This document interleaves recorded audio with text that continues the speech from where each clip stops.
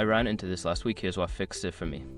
Transferring money from Klarna to your bank account can be straightforward if you follow the right steps. Here's how to do it.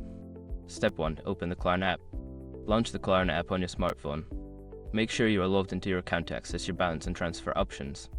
Step 2. Navigate to your balance. Once you're in the app, look for the section labeled Balance or Funds. This is where you can see how much money you have available to transfer. Step 3. Select Transfer option. In the Balance section, find and tap on the option that says Transfer to Bank or something similar. This will initiate the transfer process. Step 4. Enter bank details.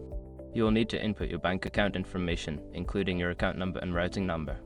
Double-check these details to avoid any errors.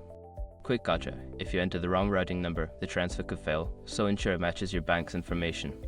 Step 5. Confirm and complete transfer. After entering your bank details, review the information and confirm the transfer. You should receive a notification once the transfer is successful. I hope this guide helps you transfer your money easily. If you have any questions, feel free to ask.